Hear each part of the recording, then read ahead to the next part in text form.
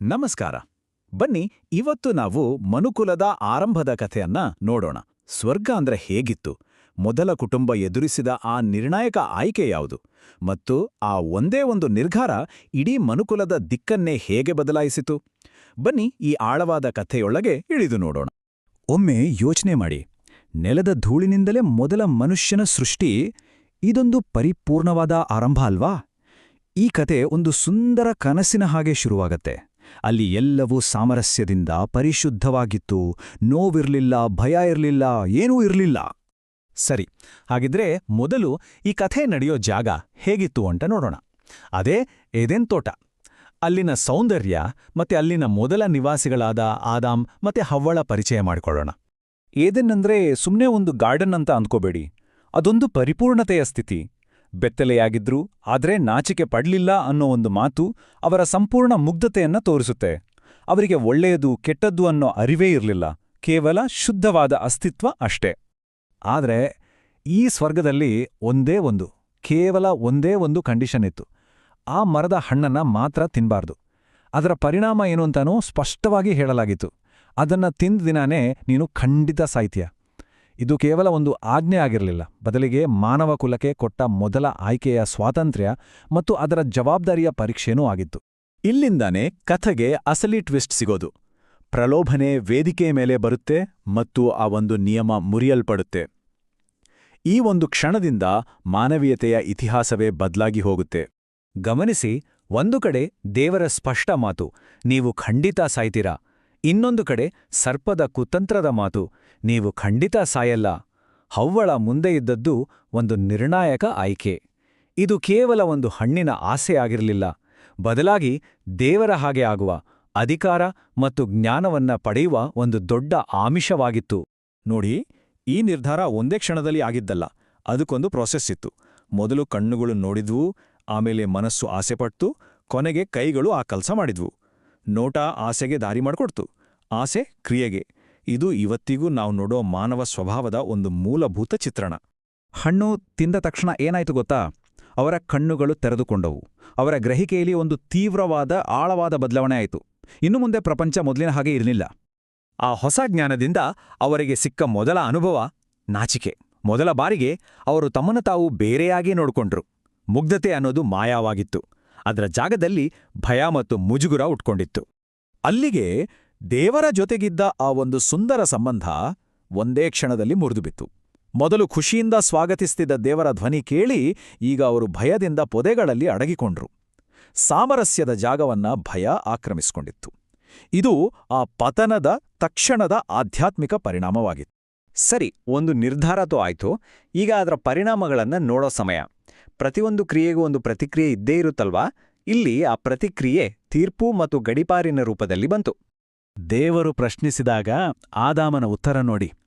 ನಾನು ಬೆತ್ತಲೆಯಾಡಿದ್ದಕ್ಕೆ ಹೆದರಿದೆ ಅಂತ ಅಂತಾನೆ. ಅಂದ್ರೆ ತನ್ನ ಅವಿಧೇಯತೆಯನ್ನ ಒಪ್ಪಿಕೊಳ್ಳೋ ಬದಲು ತನ್ನ ಸ್ಥಿತಿಯ ಬಗ್ಗೆ ಮಾತಾಡ್ತಾನೆ. ಇದು ಜವಾಬ್ದಾರಿಯಿಂದ ಜಾರಿಕೊಳ್ಳೋ ಮಾನವ ಇತಿಹಾಸದ ಮೊದಲ ಪ್ರಯತ್ನ.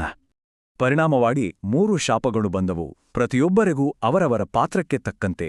ಸರ್ಪ ಮತ್ತು ಮನುಕುಲದ ನಡುವೆ ಶಾಶ್ವತ ದ್ವೇಷ, ಹವ್ವಳಿಗೆ ಹೆರಿಗೆಯಲ್ಲಿ ನೋವು ಮತ್ತು ಆದಾಮನಿಗೆ ಆಹಾರಕ್ಕಾಗಿ ಭೂಮಿಯ ಜೊತೆ ಹೋರಾಡಬೇಕಾದ ಶ್ರಮ. ಪ್ರತಿಯೊಂದು ಶಾಪವೂ ಅವರವರ ಕ್ರಿಯೆಗೆ ತಕ್ಕ ಹಾಗೆ ಇತ್ತು. ಕೊನೆಗೆ ಎಲ್ಲಕ್ಕಿಂತ ದುಃಖದ ಸಂಗತಿಯಂದ್ರೆ ಸ್ವರ್ಗದಿಂದ ಗಡಿಪಾರು. ಜೀವವೃಕ್ಷದ ದಾರಿಯನ್ನ ಮುಚ್ಚಲಾಯಿತು.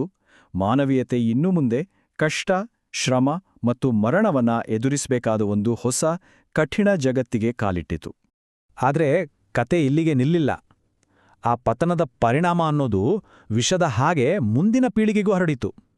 ಈಗ ನಾವು ಮನುಕುಲದ ಇತಿಹಾಸದ ಮೊದಲ ಕೊಲೆಯ ಕಥೆಯನ್ನು ನೋಡೋಣ. ಸಂಘರ್ಷ ಶುರುವಾಗಿದ್ದೇ ಇಬ್ಬರು ಅಣ್ಣ ತಮ್ಮಂದಿರ ನಡುವೆ. ಕಾಯಿನ ಒಬ್ಬ ರೈತ, ಹೇಬೆಲ ಒಬ್ಬ ಕುರುಬ.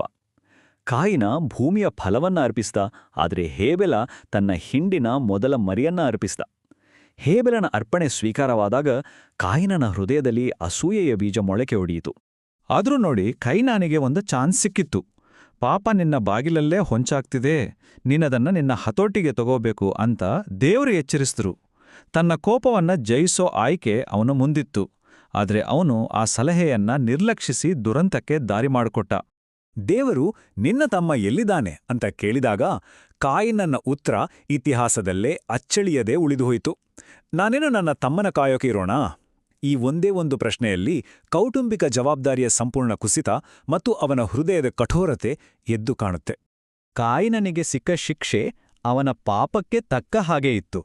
ರೈತನಾಗಿದ್ದ ಅವನನ್ನೇ ಭೂಮಿ ಶಪಿಸಿತು. ಅವನು ಅಲೆಮಾರಿಯಾದ. ಆದ್ರೆ ಇಲ್ಲೊಂದು ವಿಪರ್ಯಾಸ ಇದೆ ನೋಡಿ. ಅವನನ್ನ ಯಾರು ಕೊಲ್ಲಬಾರ್ದು ಅಂತ ರಕ್ಷಣೆಗಾಗಿ ಒಂದು ಗುರುತನೂ ಕೊಡಲಾಯಿತು. ಇದು ನ್ಯಾಯ ಮತ್ತು ಕರುಣೆಯ ಒಂದು ಸಂಕೀರ್ಣವಾದ ಮಿಶ್ರಣ. ಈಗ ನಾವು ಕೊನೆಯ ಭಾಗಕ್ಕೆ ಬಂದಿದ್ದೇವೆ. ಇಲ್ಲಿಂದ ಮಾನವಕುಲ ಎರಡು ಬೇರೆ ಬೇರೆ ದಾರಿಯಲ್ಲಿ ಸಾಗುತ್ತೆ. ಒಂದು ಸೇಡಿನ ದಾರಿಯಾದ್ರೆ ಇನ್ನೊಂದು ನಂಬಿಕೆಯ ದಾರಿ. ಆದಾಮನ ಮಕ್ಕಳಿಂದ ಎರಡು ಬೇರೆ ಬೇರೆ ಪರಂಪರೆಗಳು ಹುಟ್ಕೊಂಡುವು. ಒಂದು ಕಡೆ ಕೈನನ ವಂಶ. ಅವರು ನಗರಗಳನ್ನ ಕಟ್ಟಿದ್ರು, ಲೋಹಗಳನ್ನ ರೂಪಿಸಿದ್ರು, ಆದ್ರೆ ಹಿಂಸೆ ಮತ್ತು ಸೇಡಿನಿಂದ ಗುರುತಿಸಲ್ಪಟ್ರು.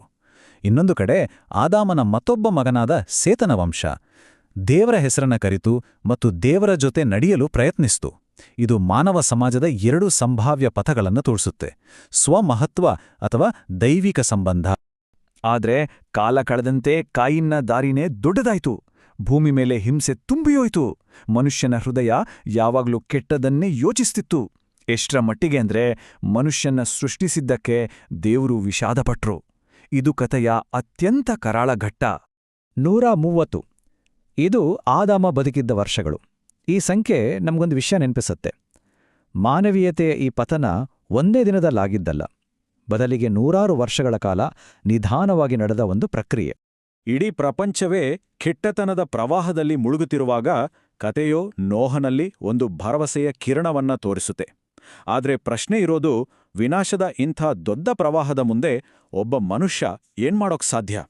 ಈ ಕತೆ ಇಲ್ಲಿಗೆ ಮುಗಿಯಲ್ಲ, ಬದಲಿಗೆ ಇದೊಂದು ಹೊಸ ಅಧ್ಯಾಯದ ಆರಂಭ ಅಷ್ಟೇ.